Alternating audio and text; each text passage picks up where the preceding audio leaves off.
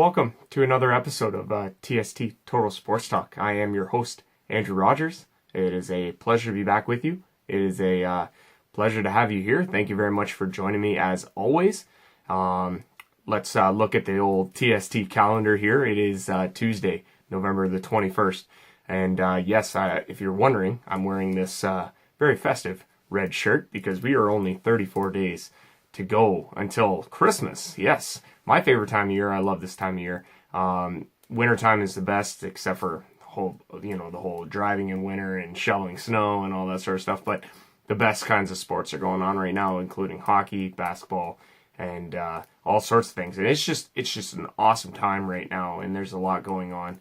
And we're really excited to be covering it here on the program. Of course, being that it's Tuesday, November 21st, it is also we're winding down to the end of Movember, and as you can see, my mustache is just as dirty as I predicted that it would be. And you know what? Hey, don't forget Movember Extender. We're going right till January 1st. Very excited about that here on the program because it is going to look very dirty, and I could not be more excited.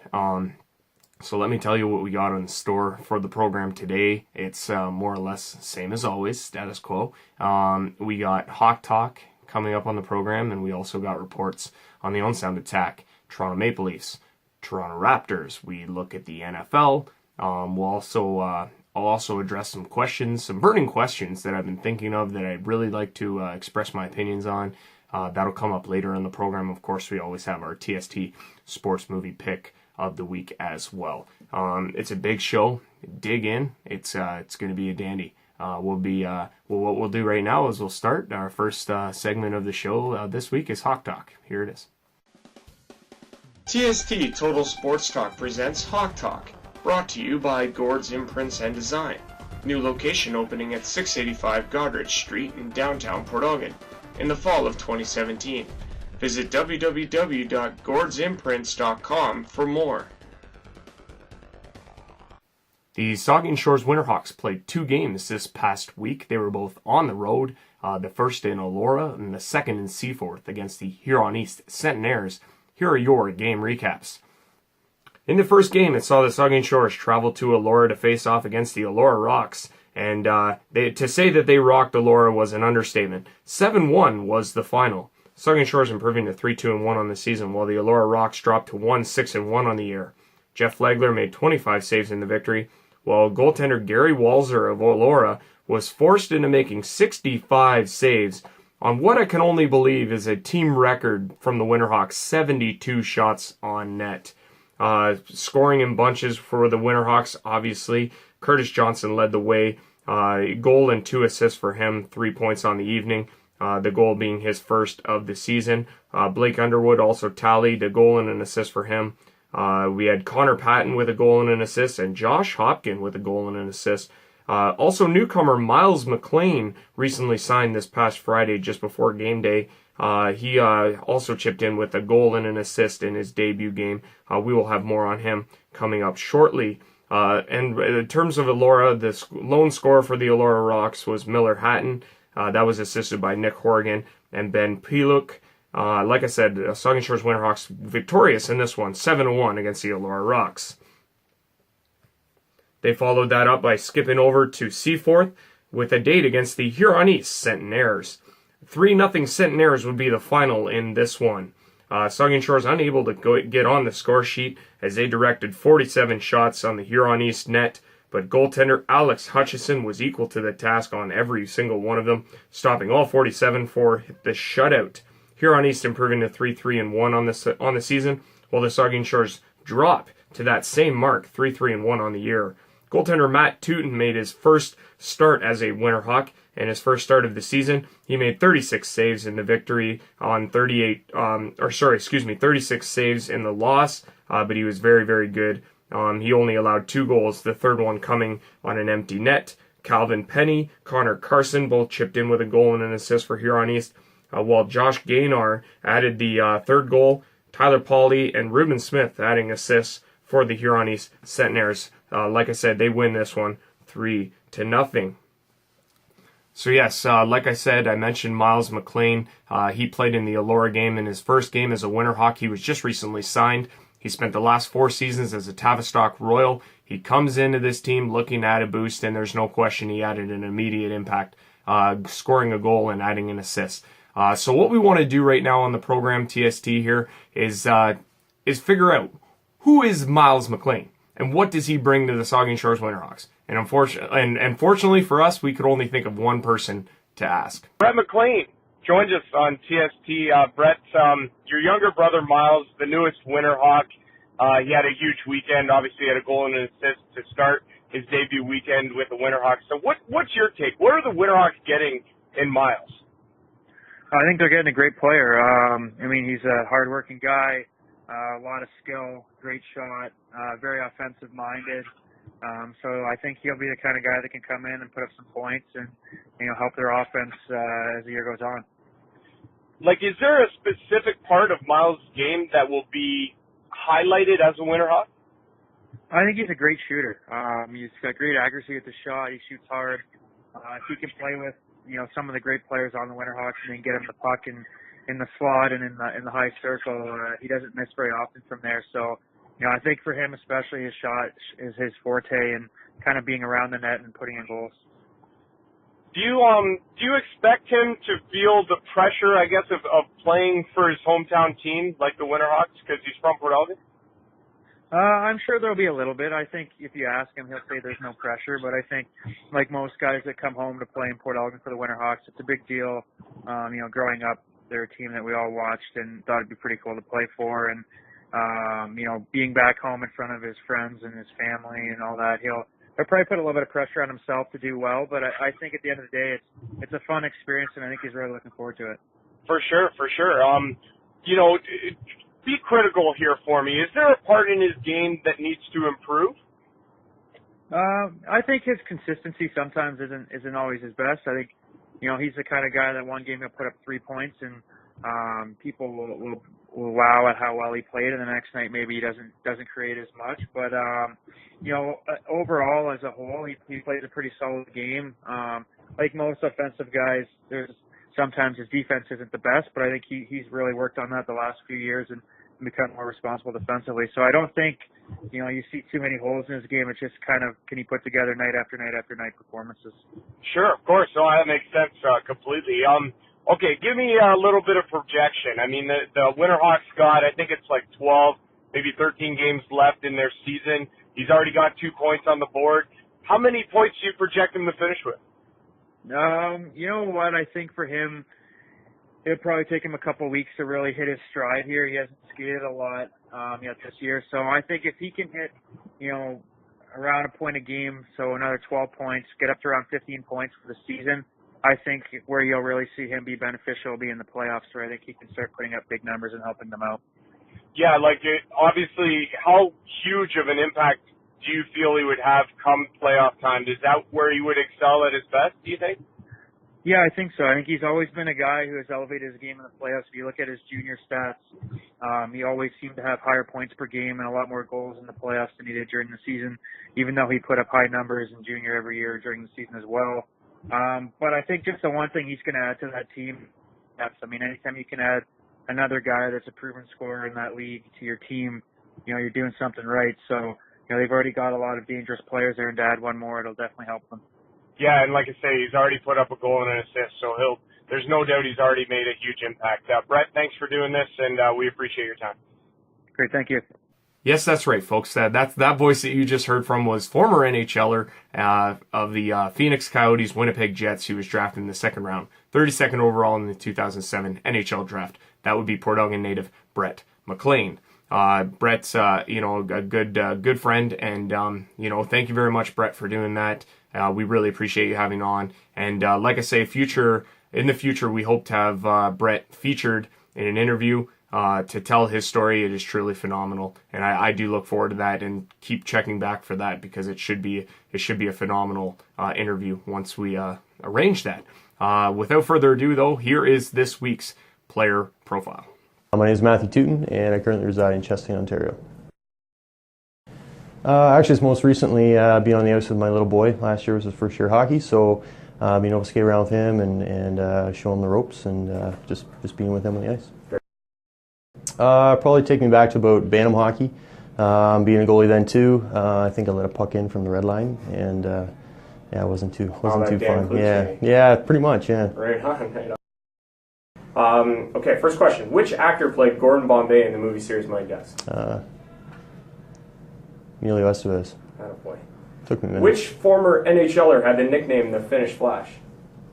Timo Solani. Nice, good job, buddy. Wayne Gretzky holds the record for most goals in an NHL season. How many? I don't know if I know the one or not. 92. 92, yeah. Not a Gretzky fan. It's all good. This former NHLer was on the cover of the AA sports game NHL 2004. Vincent Lecavalier? No. Danny Heatley. Danny Heatley. And the last trivia question. Spell the word Zamboni. Zamboni. Attaboy. Good job. Representing the community of Saugeen Shores. Being part of a winning team and just having a good time with the guys. Right on. Right I on. don't know, just kind of, when you make a big save, so the feeling of that, Yeah. I probably miss that the most. Yeah, the game action. Yeah, the game action, yeah. Being in the net. Right on. Right on.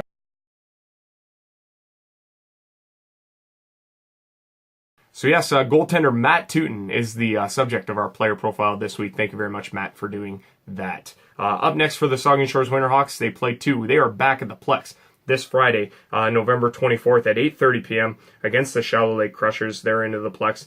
3-5-0 on the season for them. It is an 8:30 puck drop. They follow that by going over to Shelburne Saturday, November 25th at 8 p.m. is the puck drop against the Shelburne Muskies. They are at 6-3-0 on the season.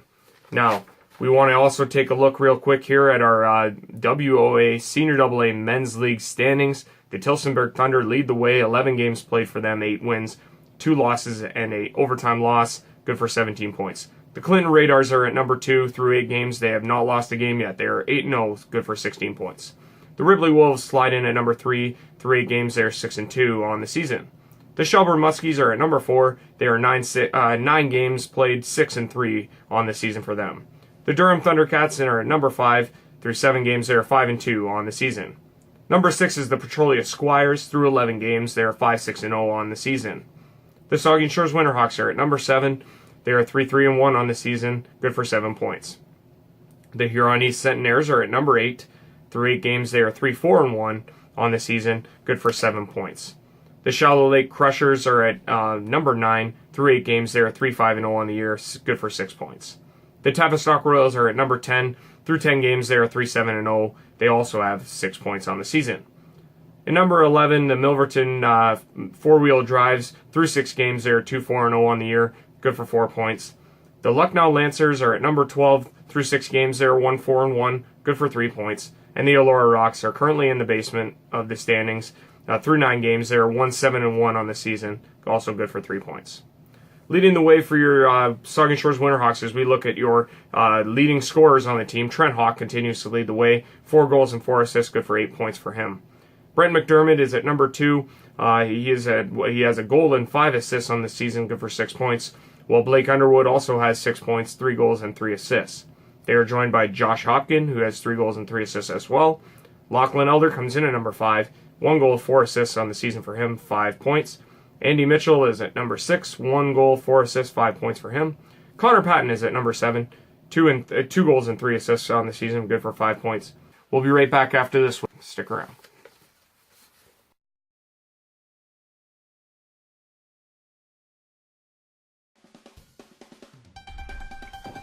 TST Total Sports Talk presents the Owen Sound Attack Report.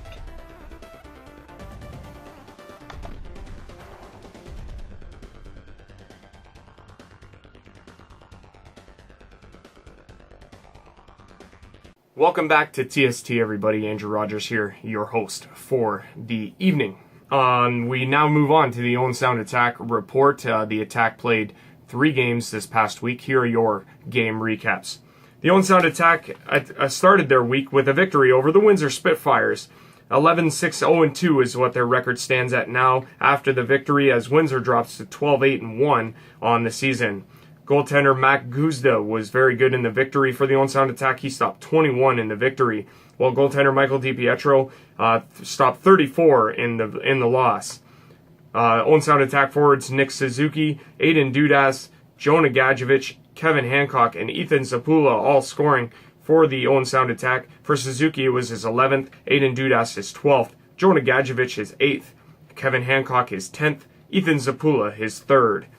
Also adding 2 assists was Nick Suzuki. He had 3 points on the evening, while Aiden Dudas had a goal and an assist. Same with Jonah Gadjevich. Logan Brown, Sean Day, and Daniel Domenico would score for the Windsor Spitfires. They all added singles. The Owen Sound Attack would then move on the Saturday. Saturday, they were in Saginaw to face off against the Saginaw Spirit. They would unfortunately fall to the Saginaw Spirit. 5-3 was the final. Owen Sound Attack moving to 11-7-0-2 with the loss. Saginaw improving to 8-9-3 on the season with the victory. Matt Guzda again got the call for the Owen Sound Attack.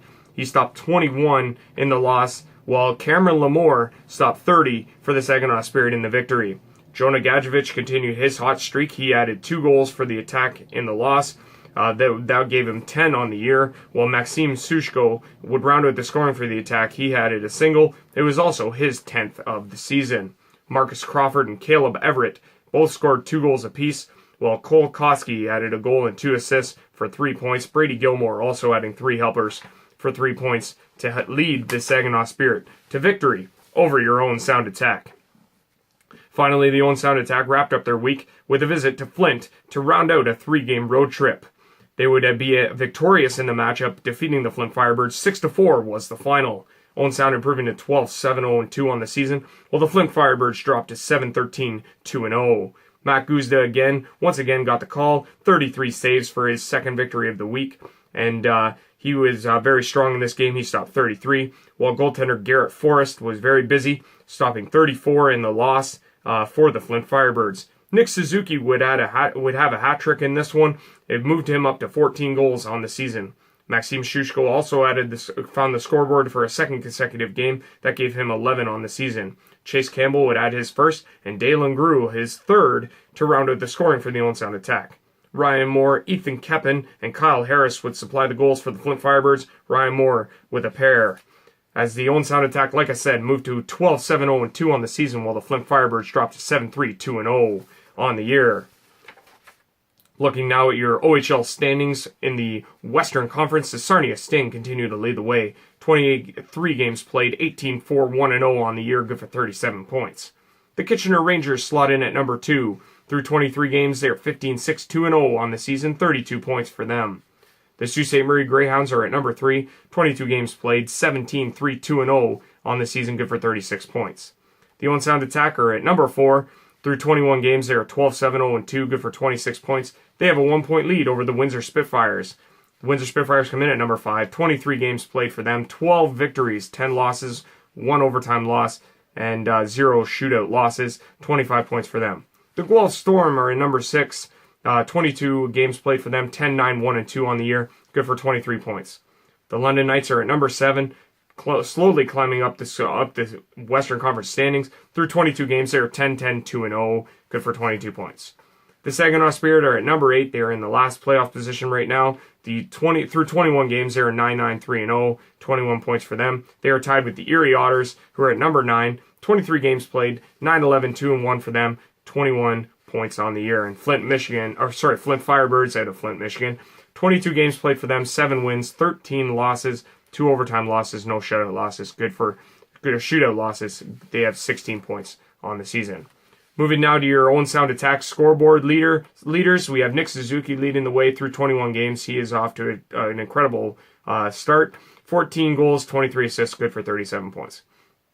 Sean Dursey is at number 2. 20 games played for him, 11 goals, 21 assists, 32 points. Kevin Hancock comes in at number 3. 21 games played, 10 goals, 19 assists, good for 29 points. Aiden Dudas is at 20. He has 21 games played, 12 goals for him, 9 assists, good for 21 points. Maxim Shushko rounds out the top 5. 19 games played, 11 goals, 8 assists, good for 19 points. In terms of your OHL leading scorers, Jordan Kyrou continues to lead the way from the Sarnia Sting. 21 games played, he has 18 goals and 29 assists, good for 47 points. Windsor captain Aaron Luchuk comes in at number 2. Through 23 games, he has 21 goals, 19 assists, good for 40 points from the Windsor Spitfires. Nick Suzuki is now in the number 3 spot. 21 games played for him, 14 goals, 23 assists, 37 points for the Attack.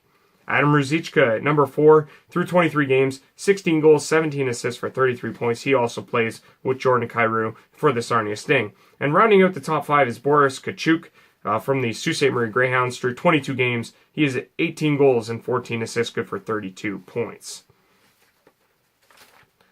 Looking ahead now, like I say, the Attack, they've won some games of late. They look pretty good on the ice. Now, unfortunately, there is a situation to pass along in concern to Zach Bauman, the regular starter for the Owen Sound Attack. He, of course, has not played at all this past week, and it was released in a statement today that stated that Zach Bauman had to leave the team due to personal reasons.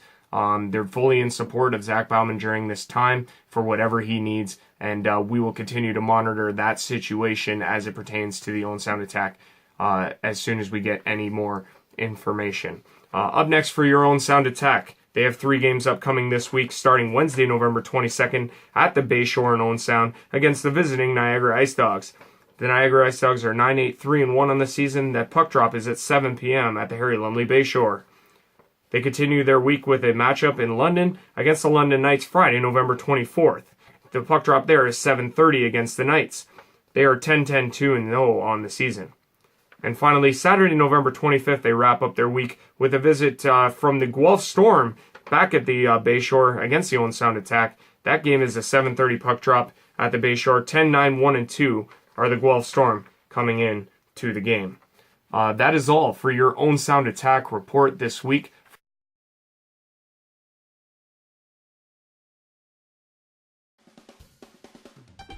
TST Total Sports Talk presents the NHL and the Toronto Maple Leafs report.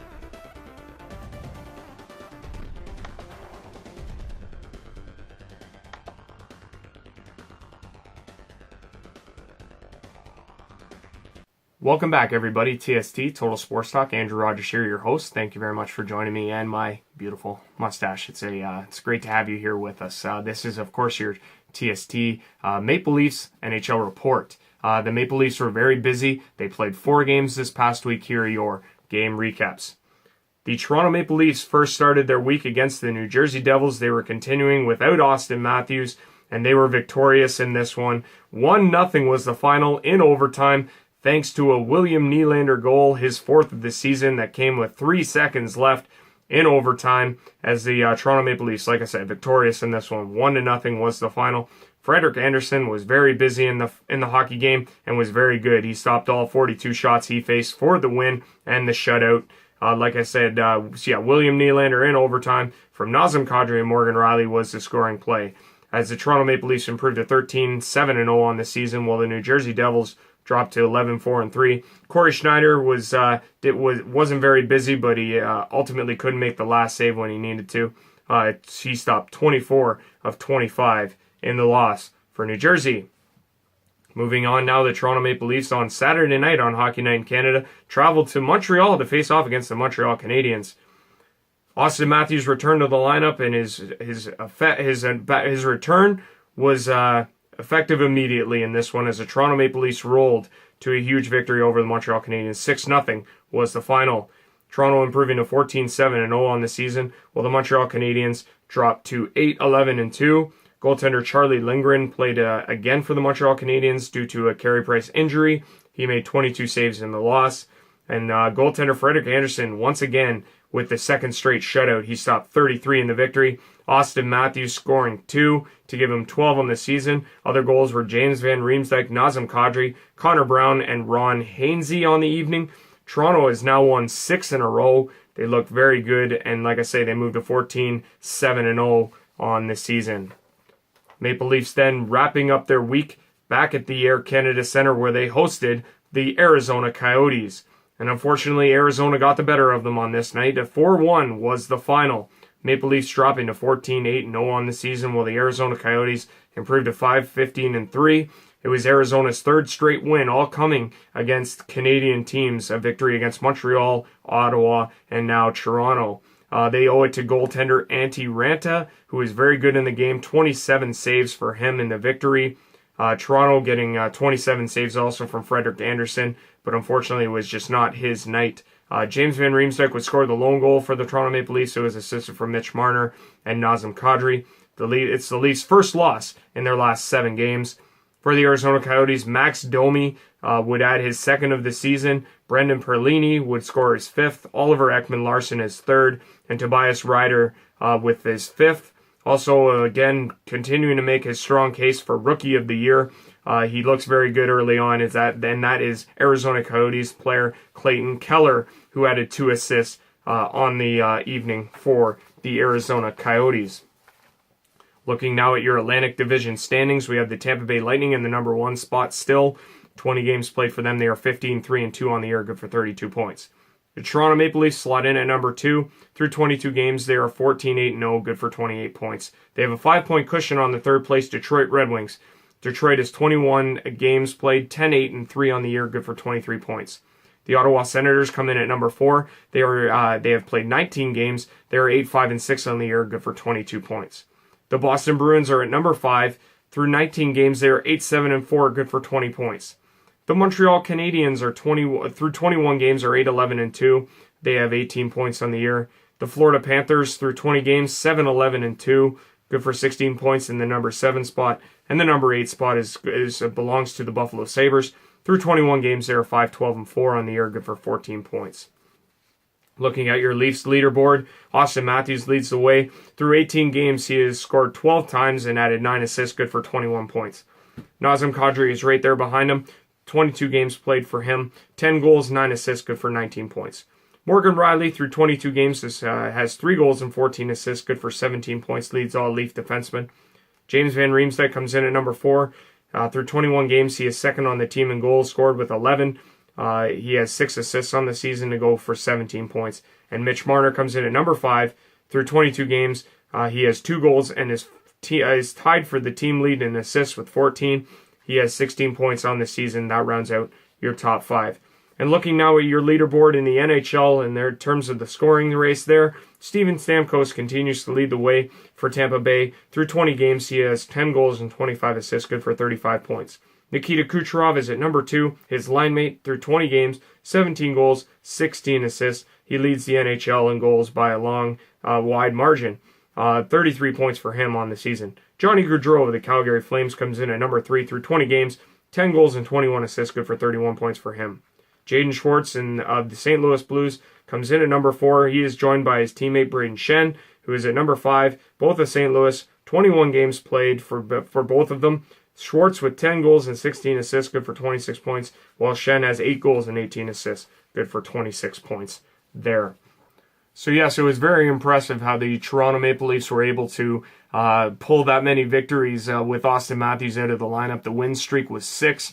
Matthews was out for 4 of those games, and it was very impressive how they kept winning without him in the lineup.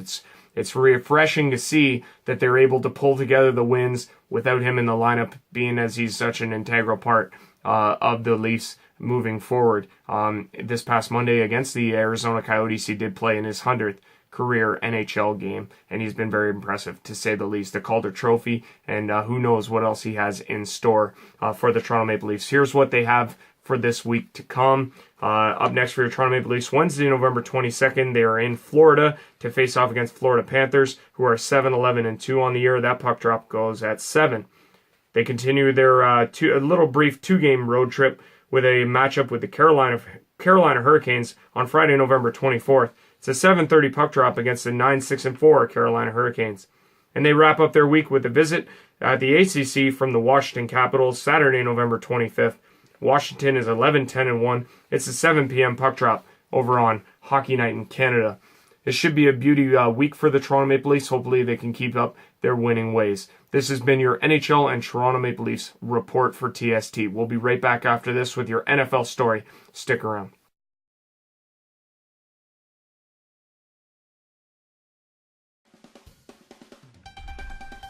TST Total Sports Talk presents the NFL Report.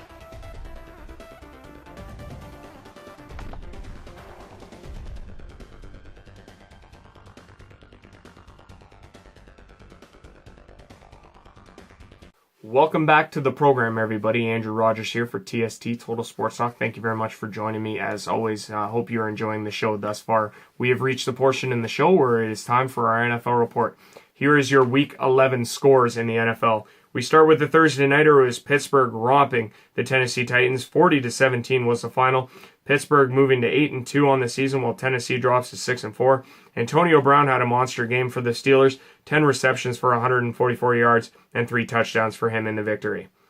The Tampa Bay Buccaneers defeated the Miami Dolphins by a score of 30-20. Tampa Bay improving to 4-6 on the year, while the Miami Dolphins dropped to 4-6. Quarterback Ryan Fitzpatrick, playing his second straight game in relief of Jameis Winston, went 22 of 37 for 275 yards, 2 touchdowns in the victory. Tampa Bay trying to maintain a shot to get into the postseason over in the NFC. The Detroit Lions defeated the Chicago Bears. 27-24 was the final. Detroit moves to 6-4 on the year, while Chicago drops to 3-7. They had a chance to tie the game late, but Connor Barth missed a potential game-tying field goal late in the fourth quarter, allowing the Detroit Lions to squeak out the victory. Matt Stafford was very good in the game, 21 of 31, 299 yards, and 2 touchdowns. The Jacksonville Jaguars improved to 7-3 by defeating the Cleveland Browns 19-7. Cleveland drops to 0-10 on the year. Leonard Fournette was very good in the ballgame, 28 rushes for 111 yards in the victory for Jacksonville. It's incredible. They're 7-3. They have sole possession right now of first place with the Tennessee loss in the AFC South. The Baltimore Ravens defeated the Green Bay Packers 23-0 was the final. Both teams now sit at 5-5. Alex Collins, running back for Baltimore, was as good as he needed to be. 20 rushes for 49 yards and a touchdown. This one, however, was all the Baltimore defense. They forced 5 turnovers, 3 interceptions, and 2 fumble recoveries in the shutout of the Green Bay Packers. You think they miss Aaron Rodgers? I think so. The Houston Texans defeated the Arizona Cardinals by a score of 31-21. Houston moves to 4-6 on the year, while Arizona drops to 4-6. Quarterback Tom Savage of the Houston Texans was very good and very efficient. 22 of 32, passing for 230 yards, 2 touchdowns, and an interception.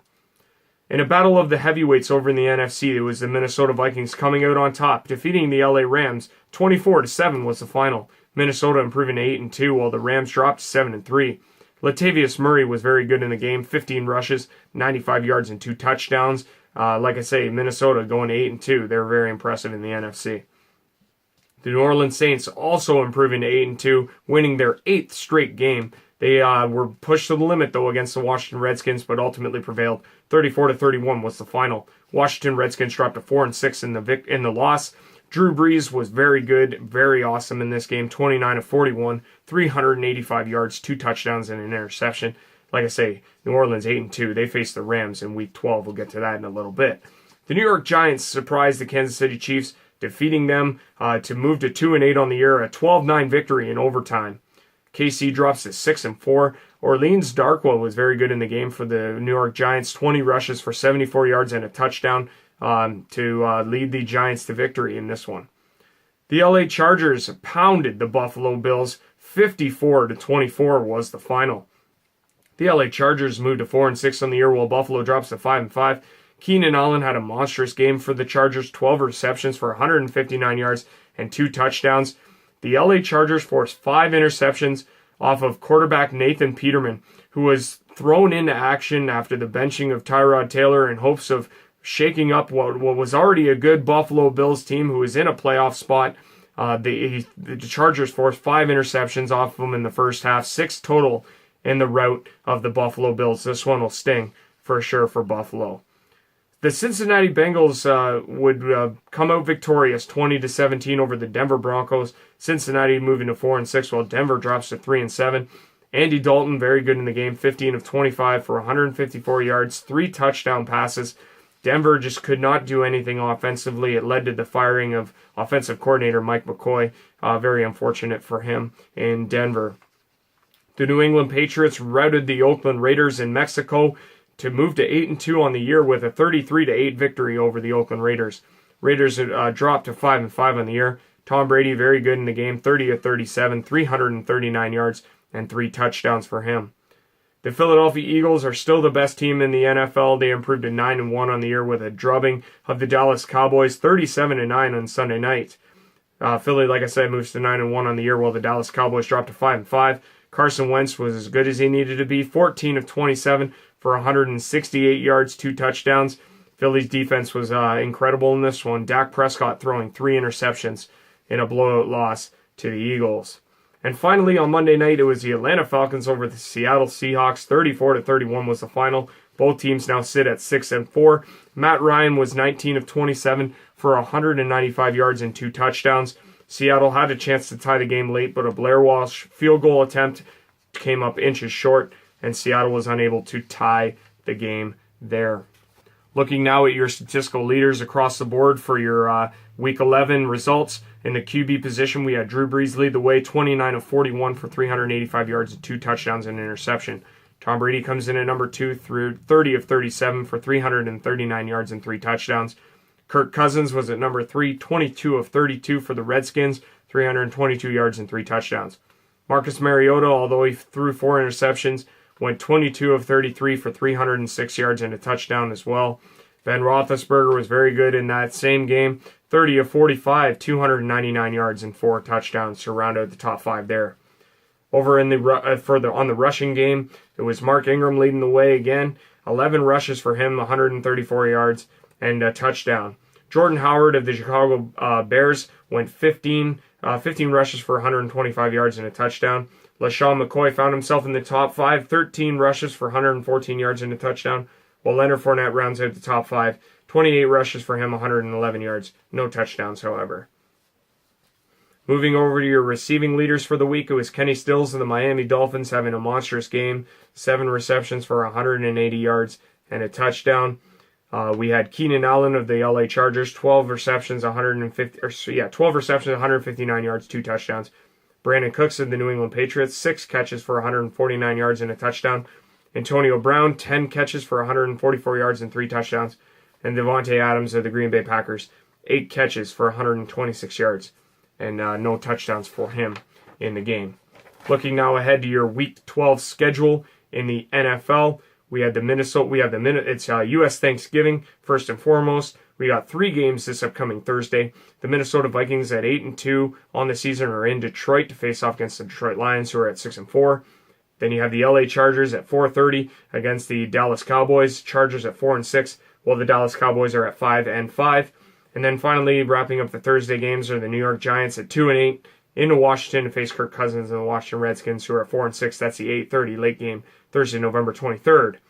Finally, moving on to Sunday, November 26th, we got Tampa Bay and Atlanta. We have the Cleveland Browns looking for their first victory in Cincinnati to face off against the Bengals. Tennessee Titans and the Indianapolis Colts in an AFC South showdown. The 5-5 Bills at the 6-4 Kansas City Chiefs. We got the Miami Dolphins into New England to face Brady and the Patriots. Carolina at 7-3 against the New York Jets at 4-6. The Chicago Bears at 3-7 into Philadelphia to face off against the 9-1 Eagles. The 6-4 Seahawks are into San Francisco to face off against the 1-9 49ers. We have the game of the week, in my opinion, 8-2 New Orleans Saints at the 7-3 LA Rams. Then you got the 7-3 Jaguars at the 4-6 Arizona Cardinals. You got an AFC West slugfest. You got the Denver Broncos at 3-7 against the 5-5 Oakland Raiders. Our Sunday night game in week number 12 is the Green Bay Packers at 5-5 against the Pittsburgh Steelers at 8-2. That one goes at 8:30. And then in the Monday nighter on November 27th, it's the Houston Texans at 4-6 against the Baltimore Ravens at 5-5. Yeah, so, it's been an incredible year in the NFL, and especially right here on TST covering it. And, we've been doing something special on the side, if you haven't noticed by watching my program on TST. We've been doing a weekly game picks of all the NFL action. I got some TST insiders that I've put to the test to choose the games week after week, and we've compiled a record and we've kept stats here and given the records and that sort of thing. Here's where we stand right now, heading into U.S. Thanksgiving week number 12. We have Sean Smuck in the number 1 position. He's at 9-5. He is 82-47 on the year, leading the way. Andrew Warren is at 10-4. He's closing fast. He's 81-48. He's a game back of Sean Smuck in the leader spot. Marcus Ripson comes in at number 3 after a 10-4 week. He is 78-51, 4 games behind. Jason Antonori is at 9-5. He sits in a number 4 spot at 75-54, 7 games behind. Mike Story and Mike Flanagan both had 10-4 weeks. Mike Story is at 73-56, good for 9 games behind, while Mike Flanagan is 11 games behind at 71-58. I myself had a rough week. I went 6-8, dropped to 70-59. I'm 12 games back. And Jessica Rogers is at 8-6 last week. She is 65-64 on the season. She is 17 games behind there. But like I say, it's a lot of fun for the people that are picking every week, and we've really enjoyed it thus far. Hopefully we'll crown a winner at the end of the season, and they'll get a nice little TST prize pack. So we're very excited about that. That has been all for your NFL report for this week's edition of TST. We'll be right back after this. Don't go away.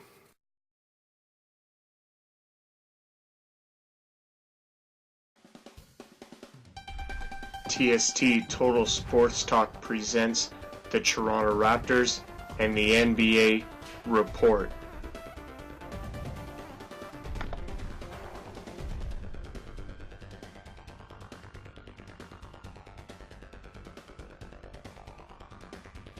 Welcome back to the program, everybody. Andrew Rogers here, TST, Total Sports Talk. Thank you very much for joining me. As always, it's a pleasure to have you here. We've reached the point in the show now where it's the time for the Toronto Raptors report. They were busy last week. They had 4 games. Here are your game recaps. They started the week off with a matchup with the Houston Rockets on the road in Houston, and they would be victorious. 129-113 was the final. Raptors improving to 8-5 on the season, while the Houston Rockets dropped to 11-4.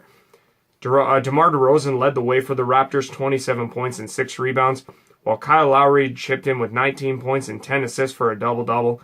CJ Miles had 19 points and DeLon Wright with 14 points for the Raptors in the scoring. James Harden had a game-high 38 points, 11 assists for the Rockets in the loss. Trevor Ariza was very good also, 20 points and 8 rebounds for him in the defeat. The Raptors would then move on the next night they moved on to New Orleans to face off against the New Orleans Pelicans. They would be victorious again in this one. 125-116 was the final. Raptors improving to 9-5 on the season, while the Pelicans dropped to 8-7. DeMar DeRozan again led the way, 25 points, 9 rebounds in the victory, while Kyle Lowry had 22 points, 11 rebounds for another double-double, and Jonas Valanciunas had 21 points and 6 rebounds in a huge effort from him in the victory. DeMarcus Cousins had shared a game-high 25 points with DeMar DeRozan. He had 25 points, 9 rebounds in the loss, while Anthony Davis had 19 points and 5 rebounds in the defeat at the hands of the Toronto Raptors. Raptors would then move on to face off against the New York Knicks back at the ACC in Toronto. Raptors victorious in this one again for their 3rd straight victory. 107-84 was the final. Raptors improving to 10-5 on the year, while the New York Knicks dropped to 8-7. Kyle Lowry led the way. He tied the scoring lead in this week. In this game, 22 points for him and DeMar DeRozan. Lowry with 10 assists, DeRozan with 7. CJ Miles with 14 points for the Toronto Raptors in the victory. New York Knicks unable to get any big scorers on the day. Kristaps Porzingis had led the way with 13 points. He shared that with Tim Hardaway Jr., 13 points, 5 rebounds for him. Toronto Raptors winning 3 straight. They would look to close out their week on a winning note, and they did just that with a visit from the Washington Wizards at the ACC. The final in this one was 191. The Raptors improving to 11-5 on the year, while the Washington Wizards fall to 9-7. DeMar DeRozan once again leading the way for the Toronto Raptors, 33 points, 8 rebounds for him in the victory. CJ Miles had 12 points. Kyle Lowry with 10 points and 6 assists in the victory. Serge Ibaka had 9 points and 8 rebounds. Bradley Beal led the way for the Washington Wizards. He had 27 points, while Otto Porter had 15 points and 6 rebounds for the Wizards in the defeat. Like I said, Toronto Raptors, very impressive in 4 straight victories. It earned DeMar DeRozan a praise in the NBA as he was named the NBA's Eastern Conference Player of the Week. Very well deserved. He averaged 27 points in those 4 victories for the Toronto Raptors. On now to our division standings in the Eastern Conference. For the NBA, we got the Boston Celtics continuing to lead the way. They've won 16 straight games. They're 16-2 through 18 games so far this season. The number 2 seed are your Toronto Raptors, 11-5 on the year. They are 4 games back of the Celtics. Right there with them is the Detroit Pistons at number 3. Through 17 games, they're 11-6, 4.5 games back. The Cleveland Cavaliers come in at number 4. Through 17 games, they are 10-7 at 5.5 games back of the Celtics.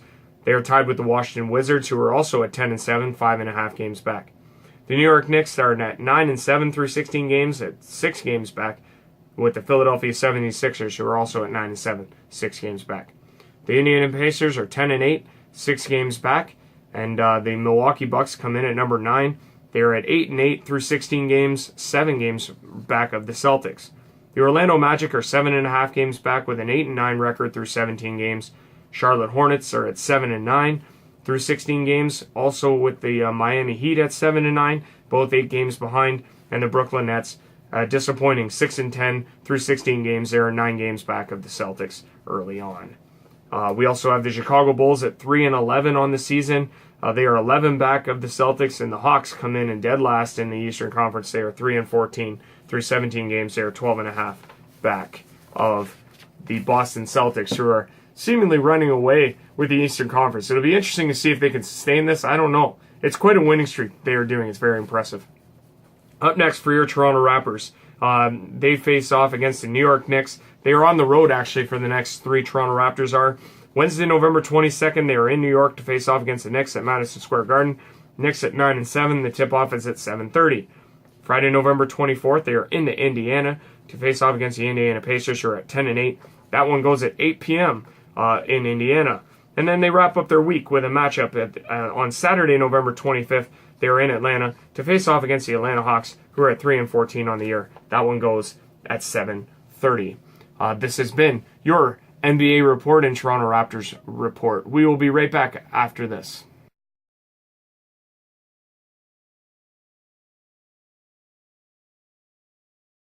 Welcome back to the program, everybody. Andrew Rogers here, TST Total Sports Talk. Thank you very much for joining me, as always. I hope you've enjoyed the program thus far. At this point in the show, what I would like to do is just discuss a couple of things that have been on my mind in terms of questions that I've kind of wanted to answer and give my opinion on right here on TST. Now, this would be the normal part in the show where I hope to introduce the interactive part of TST, where you, the viewer, ask the question and I answer the question right here on TST. To do so, please get a hold of me any which way that you can, and ask me a question about a sports related question that you want to see answered right here on TST. You can do that via Twitter, Instagram, Google, Gmail. Send me an email. Hit me up on my Facebook page or even on my YouTube page in the comments of this episode. Any which way that you want to get a hold of me and get your question, I will make sure to bring it on the air and I will answer it for you. Now, there's an added perk, obviously, with this. If you give me the name of what you want to call the segment, I will dedicate it to you.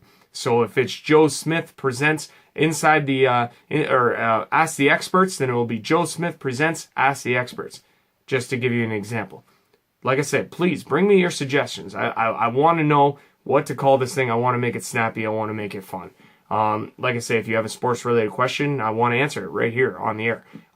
Something that I've been wondering, okay? The NFC and the NFL is being dominated right now by the Philadelphia Eagles, who are at 9-1. So I'm wondering, who is going to be the team to eventually take them down on the way to the Super Bowl, if there is going to be a team to step in the way of their Super Bowl aspirations? I mean, you got the Minnesota Vikings at 8-2, you got the New Orleans Saints who've won 8 in a row at 8-2, and you got the LA Rams at 7-3.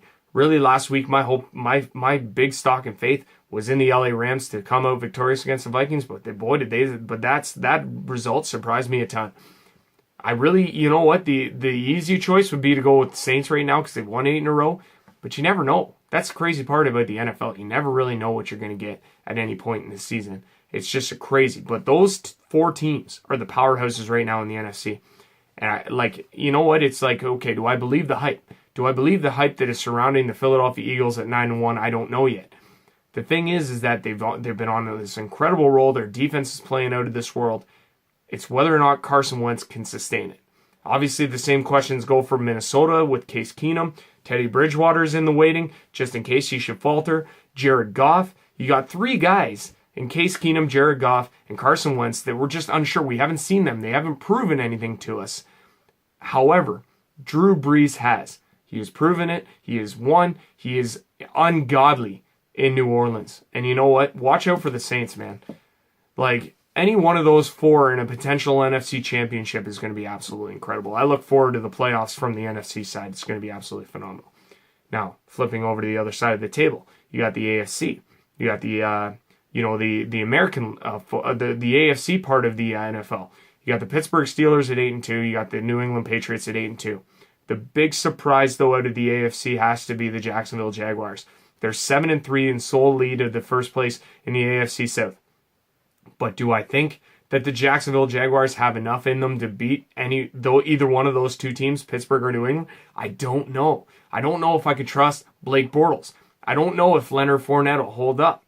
It'd be really interesting, but man, are they playing really good right now. Their defense is it's just unbelievable, and they're winning the games when they're putting up the points they need to, and the defense is not allowing them to get blown out of each and every game. They're 7-3, and it's incredible. You know what? It'll be really interesting to see how both those conferences finish the rest of the way. It's just absolutely unbelievable. Another question that I've been asking myself is, okay, the Maple Leafs won 6 in a row.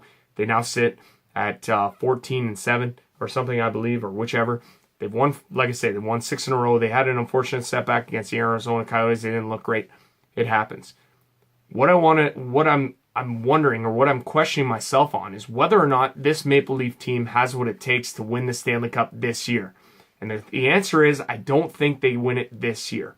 I think they make a presence in the playoffs. I think they make it past the first round. I don't think that they have the Stanley Cup in them just yet. This team is still young. They're still developing. They're still going to need to get by the proven playoff performers. I'm talking about Pittsburgh. You know, like to get to the Stanley Cup final, they're going to have to go through Pittsburgh. And that's a monumental task considering the team's won back-to-back Stanley Cups. I'm not saying they can't get there eventually. I'm just saying it may not happen right now. It may not happen this season. But boy, do they look good. Austin Matthews looks unreal. He's going to get a huge payday once that finally comes. On the flip side, in the Western Conference, I am extremely disappointed by the play of the Edmonton Oilers. They are struggling out of the gate. And you know what? I don't know how to explain what's happening in Edmonton. I mean, I think it comes down to the goaltending. Cam Talbot was an absolute monster for them last year, and maybe he was a tad overworked because this year he does not look like the same Cam Talbot as last year. Obviously, another disappointment out of the Eastern Conference is the Montreal Canadiens. But, well, you know, if anybody saw the Montreal-Toronto game on the weekend, you basically saw firsthand what's wrong with the Montreal Canadiens. They need to make changes, and they need to make changes now. And getting Carey Price back would be a monumental step forward in that happening. You know, so that's that question that I feel like I could answer. You know, obviously, yeah. So big story out of the MLS for soccer. The Toronto FC are in the Eastern Conference Final. They go in for the first leg of the Eastern Conference Final tonight in Columbus. The first leg is tonight. The second comes a week tomorrow, and in Toronto. And they are without their 2 biggest superstars, Jose Altidore and Giovanni. Oh no, how's it? Sebastian Giovinco, that's the one. They're without these 2 superstars. Obviously, they're suspended, and they will miss this one. However, there's people out there that believe that they can still pull this off and they can make it to the MLS final. They've had an absolutely incredible year, and it would be really unfortunate to see them come up short. Our final topic that I want to discuss is obviously the CFL, what's going on with the Toronto Argonauts. They are in the CFL final for the first time in 5 years. It will take place in Ottawa this upcoming weekend from Ottawa. It will take place between the Toronto Argonauts and Ricky Ray against the Calgary Stampeders, and it'll be an absolutely incredible CFL final. The Eastern Conference final between the Argos and and the Saskatchewan Roughriders was just incredible, as it was the Argos coming out on top. 25-21 was the final. Argos led almost the whole way, but they gave up the lead late. 18 points from the Saskatchewan Roughriders in the fourth quarter, but the Argos scoring late, a 1-yard TD run, and ultimately sealing the victory in front of a packed house at BMO Field. So, like I say, Toronto Argonauts have a chance to win the CFL Grey Cup for the first time in 5 years. I think they got the team to do it, and you know what? I'm really behind them. Go Argos all the way. That is so yeah. We're gonna take a short break. We're gonna come back on the other side with our TST Sports Movie Pick of the Week. Stick around.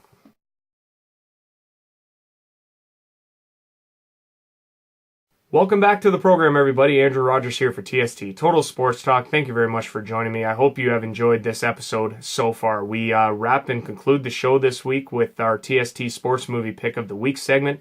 This week's movie pick is The Waterboy, released in 1998.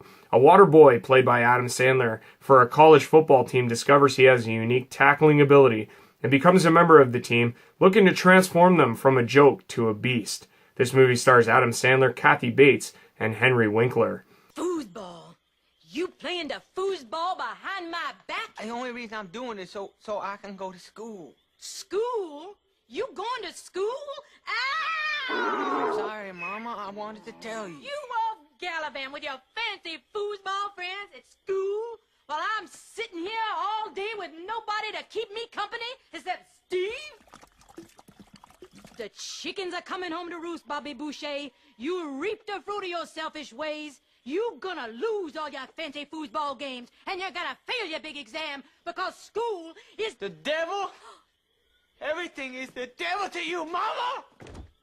Well, I like school, and I like football, and I'm gonna keep doing them both because they make me feel good. And by the way, Mama, alligators are ornery because they're medulla oblongata.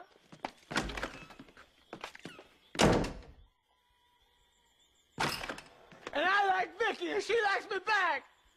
And she showed me her boobies, and I like them too.